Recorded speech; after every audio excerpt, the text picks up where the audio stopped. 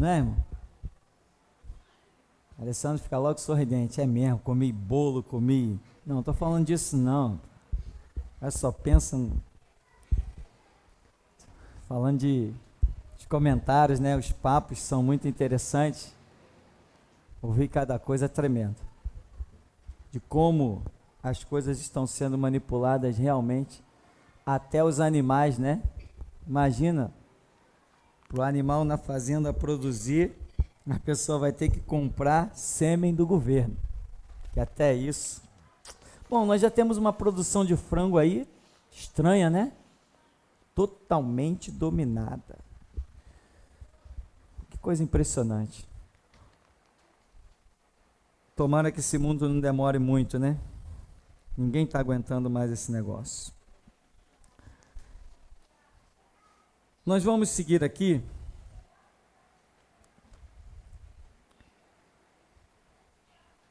Nós vimos no verso 8 que esse olho, esse chifre que havia olhos nele, ele representa o anticristo. Mas só uma recapitulada nos nossos pensamentos, nós vemos uma baita de uma unificação, né? E lá estão os domínios políticos, os chifres, e etc, etc. Mas aí um se destaca, né?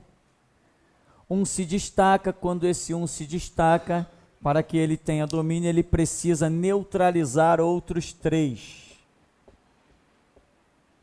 Existe uma discordância.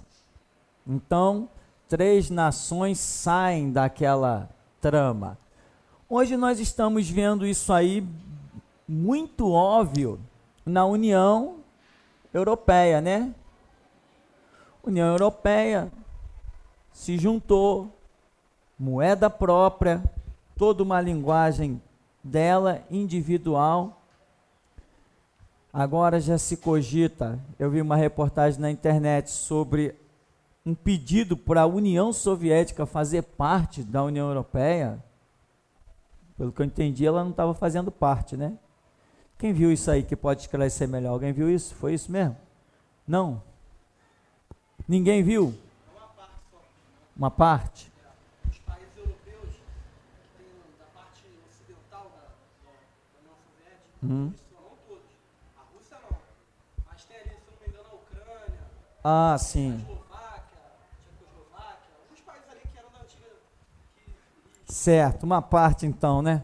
Às vezes a reportagem não explica muitos detalhes. Então, veja bem. Nós estamos vendo aqui no livro de Daniel essa unificação, esse destaque a um chifre. Esse chifre aí representa um poder político, não representa uma pessoa, né? Ele representa um poder político também. Representa uma nação que está cá dentro. Esse destaque a esta nação é visto no despontar desse chifre, porque o chifre não representa uma pessoa, ele representa o domínio político de uma visão nacional de algum país. Então, quando ele se destaca, nós vemos de onde ele sai. Ele sai depois que existe uma unificação.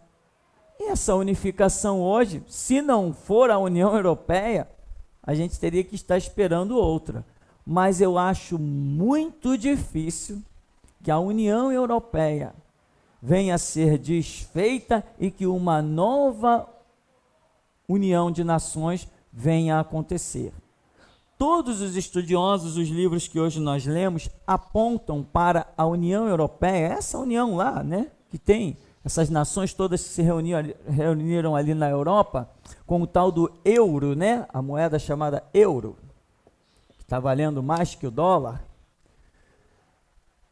Essa seria a união citada aqui no livro de Daniel. Então, se esta é, como tudo indica, e até o momento não temos como falar o contrário, se esta é a união já mencionada por Daniel, Então, o que nós estamos esperando? Que a qualquer momento haja um destaque de um chifre e daí venha o governante mundial. Então, nós estamos mais próximos do que nunca na consumação deste século, deste mover que há hoje sobre a terra. E nós já vimos na estátua, quando lá nos pés da estátua, nós vimos aquela fusão do barro com o ferro e vimos que o barro representa religião e o ferro representa política. E nós aqui já afirmamos que nós estamos vivendo este tempo da fusão política e religião. Então, pelos chifres, por esse capítulo 7, nós estaríamos aqui, neste momento final da União Europeia. Pela estátua interpretada por Daniel, do sonho de Nabucodonosor, nós também estamos no final aqui. Ou seja, quando Daniel contempla aqui esses chifres todos, ele vê ser estabelecido um trono que tem fogo. Então, Daniel, quando ele diz assim, quando eu vi isso aqui, logo em seguida eu vi o juízo estabelecido, em que todos seriam julgados. Mas, aqui, quando ele dá a interpretação que diz que viu os pés com barro e ferro, ele diz também que viu o juízo, como? Uma pedra cortada sem mão. E diz que a pedra destruiu toda a estátua, se transformou em palha e o vento levou. E a pedra se transformou num grande monte que encheu toda a terra. E diz que o reino foi estabelecido e que este reino que foi instituído pela pedra cortada sem mão, que é Cristo, que é a sua palavra, esta pedra cortada sem mão se transformou num reino e que esse reino não passou mais a outra geração e que os santos do Altíssimo possuíram o reino pelos séculos dos séculos sem fim. Então nós vemos de duas formas diferentes Deus falando a mesma coisa. Está ou não está falando a mesma coisa? Está ou não está, Juarez? Está ou não está, Alessandro? Está ou não está, Alex? Deus está de duas formas diferentes falando a mesma coisa. Ou seja, corre, irmão. Corre. Corre o quê? Pastor, vou para onde? Não, vai para o teu quarto. Corre. Aproveita. Resta pouco tempo para você fazer muitas coisas. Se você realmente, Deus, eu quero te servir nesse final de era, caramba, tem muita coisa para você fazer. Mas não se equivoque. Não tente fazer nada fora da direção. Tem muita coisa para você fazer dentro da direção de Deus. Cuidado com aquele pensamento, estou parado, eu tenho que fazer alguma coisa para Deus. Isso é uma mentira. Você tem que descobrir o que Deus quer que você faça para Ele. Cuidado, estou fazendo para Deus. Não, ninguém faz para Deus aquilo que Ele não pediu para ser feito. Cuidado, 1 mais 1 igual a 2. Na matemática de Deus pode nunca dar 2. Isso não é para Deus? Não seria da vontade de Deus que eu fizesse isso, aquilo ou aquilo outro? Cuidado com esses pensamentos. Mas a Bíblia diz, tá? A Bíblia dizer é uma coisa, eu tenho que saber se Deus está usando aquilo para dizer para mim. Quanta gente já se perdeu. Está aqui escrito, irmão, ide por todo mundo, pregar o evangelho a toda criatura, então eu também posso ir, vai? Então vai. Muita gente já se perdeu apenas com o que está escrito e não esperou a revelação. Está escrito, mas ela tem que ser revelada para mim. Né? Então, Jesus não chamou os seus discípulos, vem cá, ó, ide por todo mundo. Não, vem cá. Durante 3 anos, é isso, é aquilo outro, é aquilo outro, é aquilo outro. Tá vendo? Agora faz aí. Mas, Senhor, não conseguimos. Vocês estão sendo incrédulos ainda. Vamos de novo. É assim, É assim. Agora vai de 2 em 2. Vai lá, eu vou ficar aqui, vai lá. Senhor, em teu nome. Opa, vocês estão ficando prontos. Agora eu vi a Satanás como um raio cair do céu. Tá. Senhor, agora que o Senhor ressuscitou ao terceiro dia, a gente vai sair por aí, vocês não vão a parte alguma. Vocês vão ficar em Jerusalém até do alto ser revestido de poder. Mas, Senhor, nós já estamos prontos. Lembra de 2 em 2, quando o Senhor disse que os demônios se nos sujeitavam e tal, caía... O Senhor viu o Satanás como um raio cair do céu? Nós vimos os demônios se nos sujeitar, nós não estamos prontos ainda, Senhor. Não, vocês ainda não estão prontos. Vocês vão ficar em Jerusalém até que do alto seja revestido. Então, irmão, dentro dos planos de Deus, nós não perdemos tempo e só damos passos de vitória. Muito cuidado com, está escrito. Jesus falou para mim também. Senão daqui a pouco alguma igreja está te consagrando para te dar um banho de azeite. E pior que às vezes não é nem azeite galo, é azeite sardinha, né? Às vezes não é nem azeite galo. E aí você acaba melado, né? Com essa palhaçada de derramar azeite na cabeça dos outros. É um bando de palhaço, né? Tem gente por aí que acha que eu fiz o seminário, meus pêsames, vá para o inferno com passos largos. Quem foi que disse que seminário forma pastor? Quem foi que disse isso? Faculdade de matemática pode formar professor de matemática, mas faculdade de teologia não forma pastor. E ponto final, né, irmão? Então, o que nós estamos vendo aqui?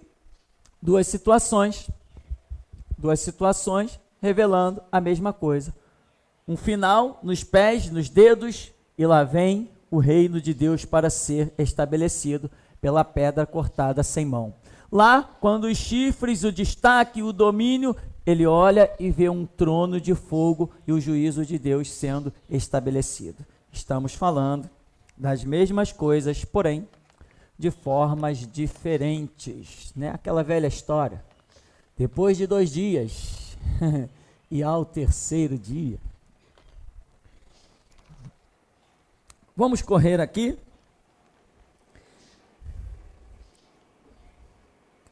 No verso 11. Então estive olhando por causa da voz das insolentes palavras que o chifre proferia. Estive olhando e vi que o animal foi morto, o seu corpo desfeito e é entregue para ser queimado. Quer dizer, estava olhando aquela situação e eles foram completamente aniquilados. O corpo foi desfeito e ainda entregue para ser queimado, consumido, ou seja, não vai restar memória alguma daquela situação. Quanto aos outros animais, foi-lhes tirado o domínio, todavia foi-lhes dada a prolongação de vida por um prazo e um tempo. Quer dizer, as nações continuarão a existir.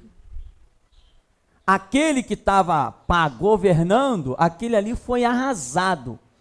E todos aqueles que tinham domínio também, o domínio foi tirado. Eles perderam qualquer domínio. Eles não tinham mais como dominar absolutamente nada, mas continuaram vivos. Ou seja, quando Jesus implantar o seu milênio, milhões de vidas vão estar por aí, mas sem nenhum domínio, porque o domínio estará com quem?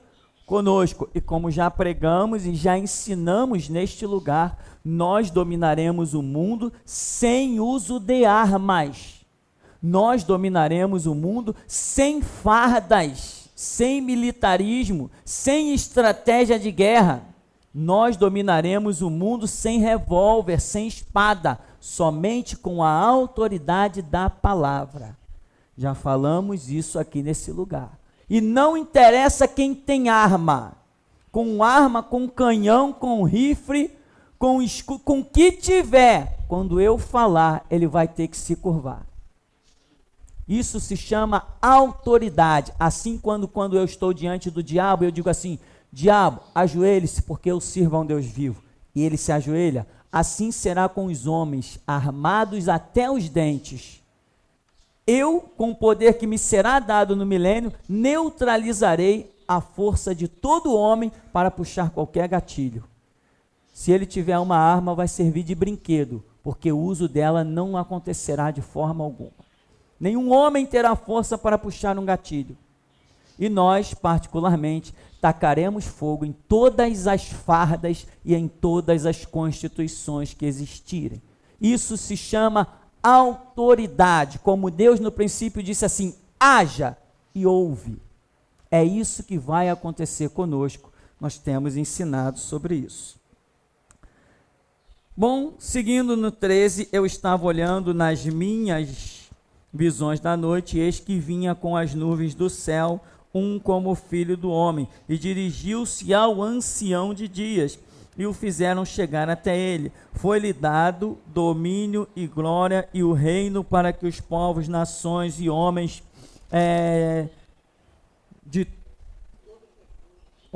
de todas as línguas o servissem. O seu domínio é domínio eterno, que não passará, e o seu reino jamais será destruído. Essas expressões aqui são as mesmas que Daniel usa quando está interpretando lá da estátua de Nabucodonosor. Ele está usando a mesma expressão e está concluindo da mesma maneira, que o domínio é do ancião, do semelhante ao filho dos deuses e tal, que vai reinar para sempre. Ele está usando as mesmas expressões. O seu reino jamais será destruído, não passará a outra nação. Quanto a mim, Daniel, o meu espírito foi alarmado dentro de mim, as visões da minha cabeça me perturbaram. Cheguei-me a um dos que estavam perto e lhe pedi a verdade acerca de tudo isto. Assim ele me disse e me fez saber a interpretação das coisas. Estes grandes animais que são quatro reis que se levantarão da terra, mas os santos do Altíssimo receberão o reino e o possuirão para todos sempre, de eternidade em eternidade. Então tive desejo de conhecer a verdade a respeito do quarto animal, que era diferente de todos os outros, muito terrível, cujos dentes eram de ferro, cujas unhas eram de bronze, que devorava, fazia em pedaços, pisava aos pés o que sobejava. E também a respeito dos 10 chifres que tinha na cabeça, e do outro que subiu, diante do qual caíram 3, daquele chifre que tinha olhos e uma boca que falava com insolência e parecia mais robusto do que os seus companheiros. Eu olhava, e eis que este chifre fazia guerra contra os santos e prevalecia contra eles, até que veio o ancião de dias e fez justiça aos santos do Altíssimo, e veio o tempo em que os santos possuíram o reino. O que é esse pedacinho aí? Que ele guerreou, né? O chifre lá, o domínio dele guerreou contra os santos e prevaleceu. O que ele fez? Ele martirizou. É aquele período que nós temos falado, né? Antes que o Senhor Jesus implante o seu milênio, haverá um grupo de cristãos que será martirizado. Vou repetir. Antes que o Senhor Jesus implante o milênio, está profetizado na Bíblia que Deus somará no seu reino um grupo de cristãos martirizados. Nem todos nós que estamos no final dos tempos seremos martirizados. Não, porque também existirá o quê? O arrebatamento. Então haverá aí uma situação. Uns vão pelo martírio, outros vão pelo arrebatamento. O arrebatamento é fato real, é óbvio, é lógico. Então tem martírio, tem arrebatamento, mas haverá um momento em que o anticristo com o seu reino vai pensar que teve domínio total sobre cristãos, sobre a igreja verdadeira. E ele vai mandar matar, vai mandar incendiar a igreja, vai mandar fazer horrores, mas tudo isto já está determinado e pré-definido, vírgula por Deus. Deus já tem falado como essas coisas vão acontecer. Então aquilo que ele está pensando que é a vitória dele, na verdade é a nossa. Já está determinado que Deus vai dar a vitória a alguns por este caminho, pelo martírio. E afinal de contas a Bíblia mostra que coroa de martírio não é para qualquer um. Mas Deus vai preparar pessoas para passar por isso e glorificar o seu santo nome.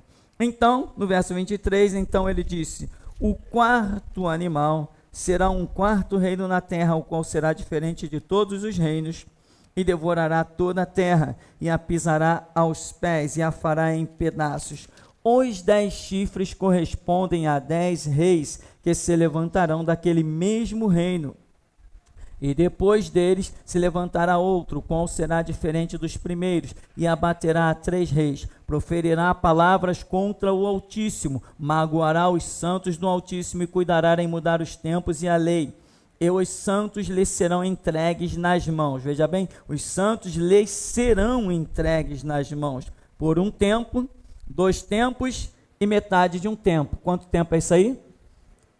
3 anos e meio, aquela parte que nós já vimos, né? Aquela parte quando o anticristo assume o poder, que são 7 anos do reinado do anticristo, dividido em 3 anos e meio, mais 3 anos e meio. Então aqui nós estamos vendo isso, tempo, tempos e metade de 1 tempo.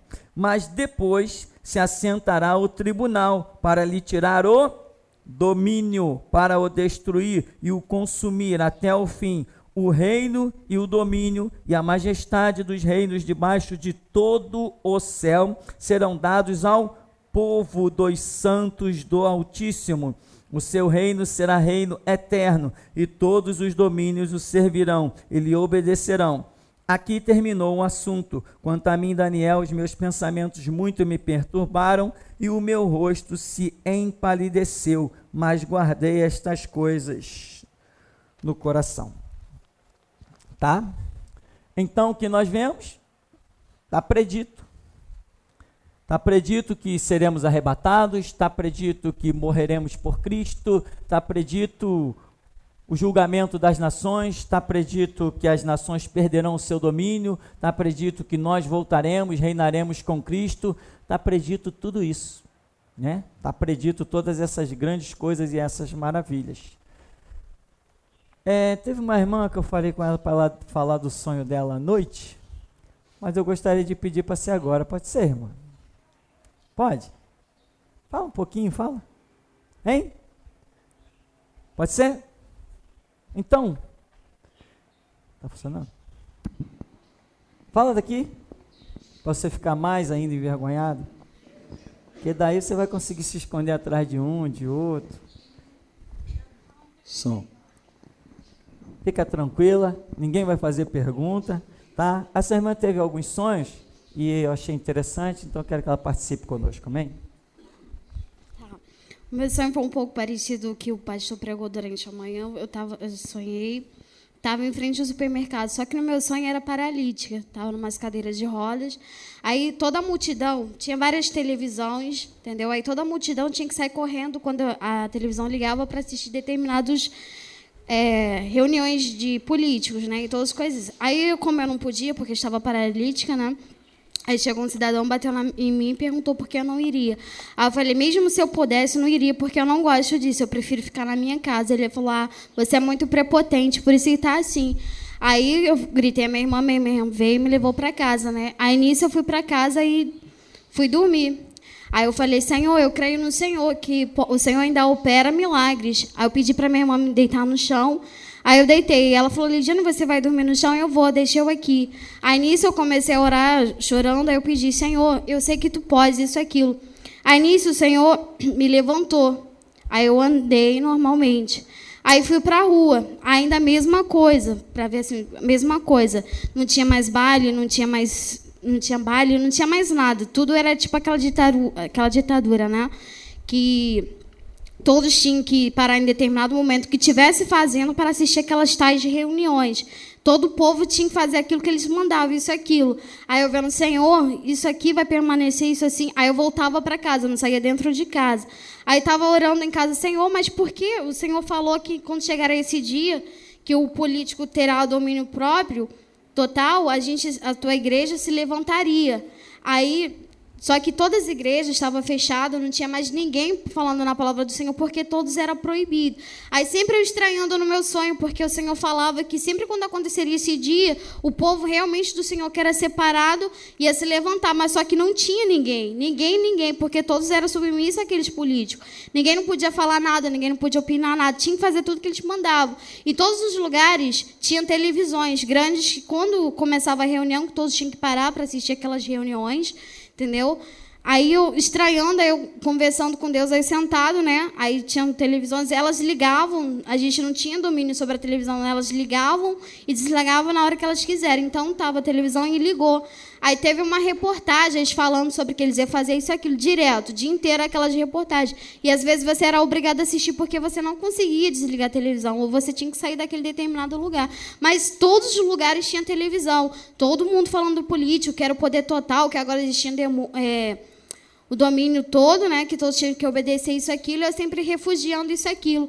Aí eu falei, não, Senhor, eu tenho certeza que eu vou chegar em determinado lugar, não vai ter isso. Aí eu vim para a igreja, que era essa aqui, aquele caminho ali. Só que quando estava vindo, tinha muitas pessoas armadas, tinha muito tiroteio, e todo mundo falava que a gente não podia passar por esse caminho. Aí eu falei, mas Senhor, temos que ir. O Senhor mesmo falou, mesmo dependente de tudo, a gente tem que ir para a tua casa. Aí eu subindo, aí todo mundo gritando que eu era maluca, porque eu tinha que passar para aquele determinado lugar para poder chegar na igreja, se só tinha tiroteio. E eles não deixavam a gente passar. Aí eu passando assim, Senhor, me dá sinais então para eu poder subir, porque eu sei se depender de mim eu não vou conseguir nem subir a metade, mas eu creio no Senhor. Aí quando eu estava subindo, aí desceu fogo. Assim, quando ia descendo fogo, as pessoas que estavam ali armadas iam diminuindo, elas iam desaparecendo. Aí o Senhor jogou água. Aí veio aquela água tirando todas as pessoas. Aí veio uma ventania. Aí com isso eu consegui chegar na porta da igreja. Só que quando eu chegando na porta da igreja não tinha ninguém. Como a igreja já não mais existisse. Eu cheguei aqui pensando que era igreja, só que não era mais igreja, não tinha mais nada. Aí eu voltei triste, né, para casa. Poxa, Senhor, por que está acontecendo tudo isso? O Senhor mesmo falou que a tua igreja se levantaria. A tua igreja ia falar quando esses povos se levantassem. Aí eu fui para casa. Na hora que eu sentei, assim, a televisão ligou naquele negócio político, aí apareceram 3 pessoas, 2 homens e uma mulher. Aí eles entraram e foram fazer uma reportagem. Só que todos pensavam que a reportagem que eles faziam era sobre a política, isso e aquilo. Só que todo mundo se surpreenderam porque eles falaram isso, que tudo que eles estavam fazendo, aquilo em 18 dias ia acabar, porque o povo do Senhor ia se levantar em 18 dias, porque o povo do Senhor estava separado em determinado lugar, mas após de 18 dias o povo do Senhor era descer. E só que esse povo do Senhor que ele falava não era muitos, era bem pouco, mas com esse pouco ia destruir todas essas nações que tinham se levantado, o poder muito. Aí todo mundo rindo, debochando, como assim, se todos já... A reportagem, né? Aquela pessoa que faz a entrevista a outra pessoa... A repórter, né? Mas como assim, se tem poder total, se ele manda? Não era só aqui no país. Era no mundo inteiro, estava assim, tudo estava igual. Todo o poder, né, político. Mas como isso, aquilo? Ela falou, pois é. E esse povo que virá, eles não usará nem arma, simplesmente com palavras poderosas, ele destruirá vocês. Aí todo mundo começou a zombar. Só que eu achei interessante, porque estavam falando de Deus, só que dessa vez ninguém oprimiu ele.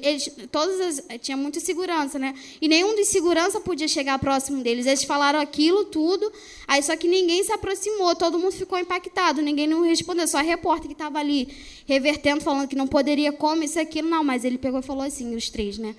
Aí os 3, né? Os 2 homens e a mulher. Não, mas isso vai acontecer em 18 dias. O povo do Senhor está separado, mas ele voltará em 18 dias. E quando ele voltar, aí que vai ver o poder do Senhor, que com poucas palavras, aquelas poucas pessoas e com palavras, que não precisava nem usar armas, isso, aquilo, que era a política que tinha, ele ia destruir essa nação, e todo mundo ficou zombando isso, aquilo. Aí ele falou, pois é, o recado foi dado. Aí nisso, que o recado foi dado, pronto, esses povos vão morrer agora. Aí só que eles passaram normalmente, aí foram embora, só que ninguém mais viu essas pessoas. Aí que o recado foi que em 18 dias verás o que ia acontecer. Aí eu falei, pronto, Senhor, até que enfim que o Senhor me respondeu, que em 18 dias o Senhor vai aparecer, porque eu não estou acreditando, porque era o domínio total, não tinha ninguém. E era simplesmente eu só orando ali, falando, Senhor, por quê? Por quê? Tá bom. Amém. Bom, eu achei sonho muito detalhes assim, que daquilo que nós temos entendido, né? E esses 18 dias são bem marcantes, porque é justamente aquele período que Jesus some com 12 anos e reaparece aos 30, né? 18 dias, quando não tinha Jesus para canto nenhum. Nos 12 ele está lá no templo, mandando ver, e todo mundo, quem é esse menino que fala isso? E tal, daqui a pouco, sumiu Jesus. 18 anos depois, ele está aparecendo diante de João Batista para ser batizado e mandar ver tacar fogo no mundo. Então isso também me chamou a atenção, dentre tantas outras coisas que tem sido daquilo que nós temos estudado aqui, né? Então, irmão, outra coisa, 3 pessoas aparecem para falar na televisão. O número 3 significa uma ação que será empreendida por Deus com exclusividade e determinação de Deus, e ninguém pede, é um projeto de Deus mesmo que acabou, ele vai levar adiante, ponto final. Então, eu achei esse sonho muito interessante. Nós temos ainda um pouquinho de tempo, temos alguma pergunta? Tupirani, em relação a essa visão de Daniel, da besta e da meretriz, né, ou seja, política e religião, nós podemos dizer que nós já estamos vivendo parte dessa visão de Daniel, né? Nós estamos vivendo, nem parte, nós estamos já dentro disso aí. Estamos dentro desse cenário aí. Por exemplo, está aí a União Europeia, os chifres se reuniram. Ainda não houve o destaque para o chifre que vai dominar os outros e vai governar, né? Mas está lá a União. A religião e a política da estátua, que Daniel interpreta também, nós não estamos vivendo hoje isso? Os pastores das assembleias, não está tudo envolvido na política? Tudo que é organização por aí com rótulo de igreja, não está tudo impregnado com a política? Então nós não estamos vendo já a fusão de religião e política? Isso já não está acontecendo? Nas Assembleias de Deus, como por exemplo do campo de São Cristóvão, basta o camarada ser militar, foi para lá, é militar, faz um cursinho de meia tigela de teologia e é consagrado a pastor. Então política, religião, esse domínio, essa coisa militarista, isso já está impregnado. Hoje você vê aí que as pessoas têm a cara de pau de se apresentar, eu sou o pastor fulano de tal, sou candidato. Quer dizer, ele tinha que esconder. Isso é uma vergonha, um pastor se candidatar, e no entanto não está sendo motivo até de orgulho. Sou o pastor fulano, o tal aquele maluco escandaloso. Feliciano, o Feliciano lá, ele não está dizendo que vai se candidatar à presidência? Ou seja, religião e política, na cabeça de muitos já fundiu, já unificou. Então nós estamos nesse cenário. O que nós estamos esperando é que o cidadão se levante e que a pedra sem mão seja lançada. Pastor, me reportando ao sonho da irmã, esse número 18 faz alguma referência ao tempo que o senhor ficou detido e aos 2 delegados e a moça? Consequentemente, Deus acaba usando as coisas e criando as suas simbologias, né? Teve gente, a minha esposa contou que alguém chegou aqui no dia que eu fui preso, no dia seguinte alguém chegou aqui, desesperado, bateu na porta, caramba, poxa, eu não levei a sério, tal, essas coisas assim. Teve gente que diz assim, poxa, é como se Jesus tivesse sido crucificado, porque o clima, o peso que caiu no ar para o povo da geração de Jesus Cristo foi esse. Muita gente que não estava bem estruturado psicologicamente tremeu. Teve gente que ficou chorando os 18 dias da prisão. Chorou, lamentou. Entende? Enquanto nós lá estamos lá, batalhando, guerreando, tanta gente, mas uns estavam mais bem preparados e outros menos preparados. Quanta gente foi embora da igreja naqueles 18 dias? Quanta gente que Deus havia revelado que tinha projetos tremendos. E aqui até hoje eu lembro e eu lamento de caramba, tinha um projeto tremendo na vida do fulano, veio a prisão, eles... Então, esses 18 dias podem estar representando, Deus vai usando a simbologia de muitas maneiras, né?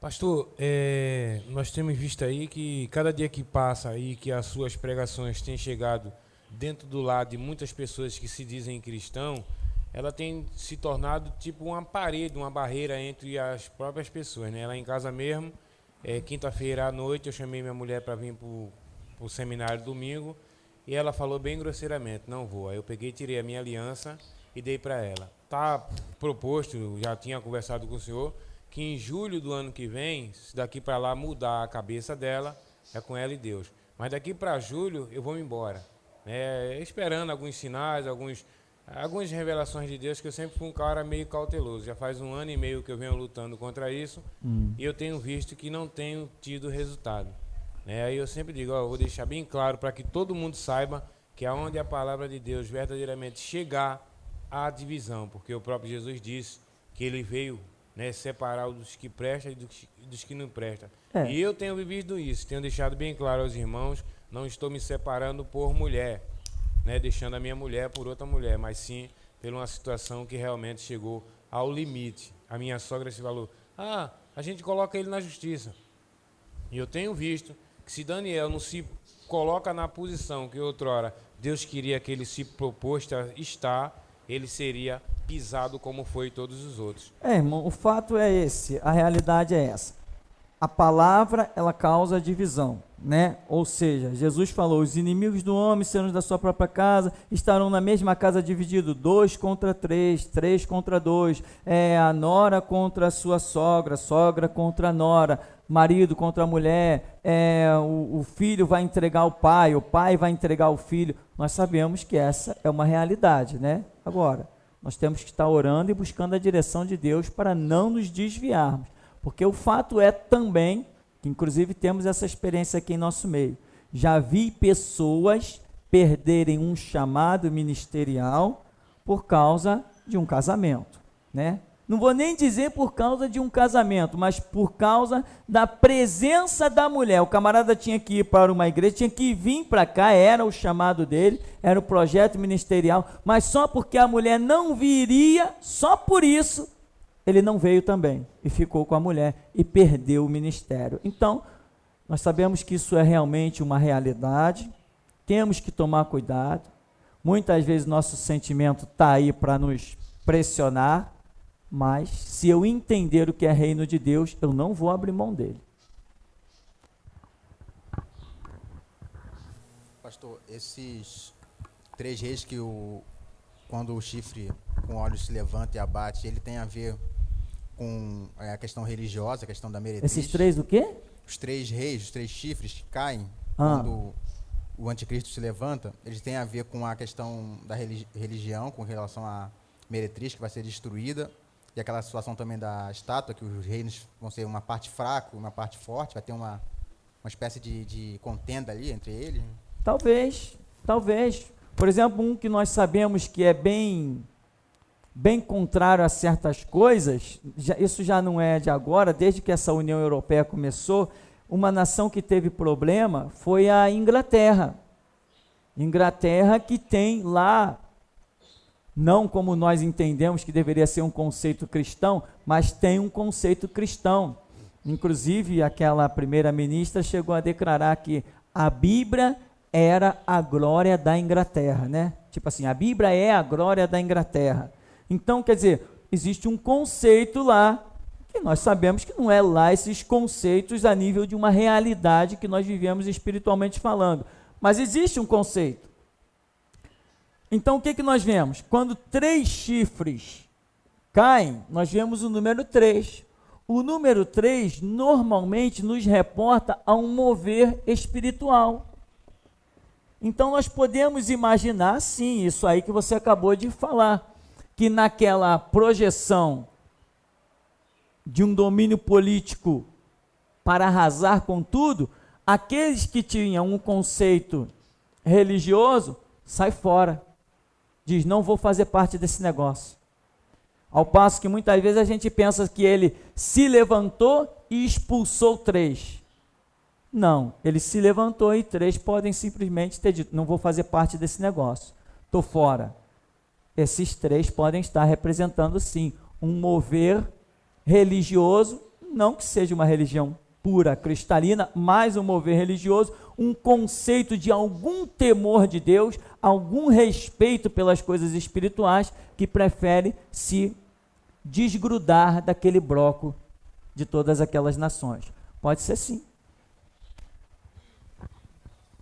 Pastor, quando no versículo 9 diz que Daniel continuava olhando e viu tronos, A gente pode entender que isso seja como que mais específico, vamos dizer que o Ministério de Restauração seja um trono em que o ancião de dias pode se assentar? Seria que ele via isso? Ministérios, ou mais específico, o Ministério de Restauração seja um trono em que o ancião de dias se senta e pode ser mostrado ao mundo? Seria isso que Daniel via? Toda essa simbologia assim? Não, eu acho que isso é muito mais profundo do que um simples ministério dado a homens.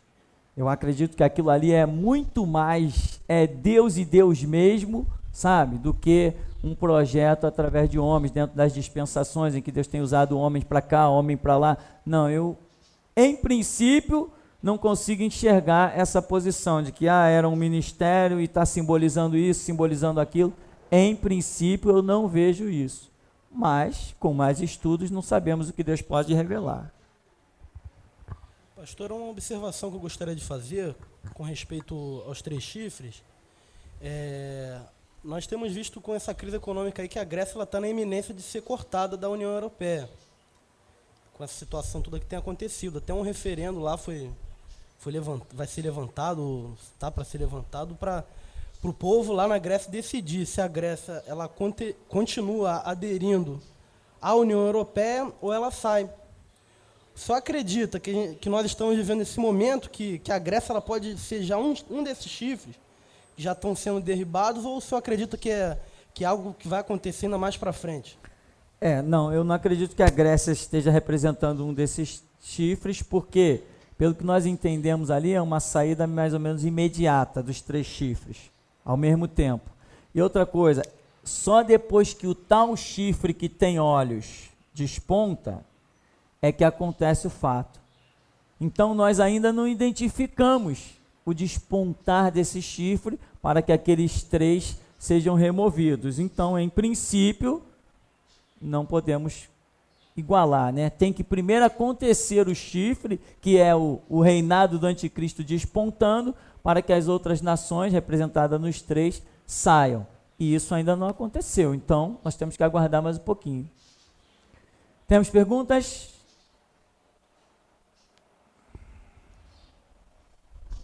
Pastor, quando o senhor estava falando essa questão aí do chifre, aí o senhor falou a questão do chifre que tem olhos, e tipo, o olho é um símbolo, né, da maçonaria. O senhor acha que isso aí poderia ser uma evidência também?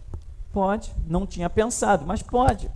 Porque são símbolos, realmente a Bíblia trabalha com símbolos. Que símbolos? Símbolos das coisas que existem. Tipo, a Babilônia é um leão. Deus está usando, para uma situação totalmente espiritual, um leão que ele criou.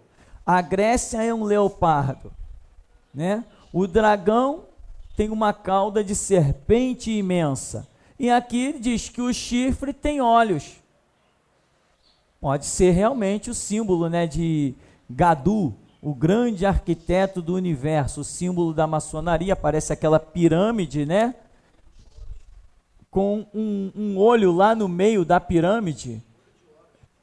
O olho chama Horus. Olho de Horus.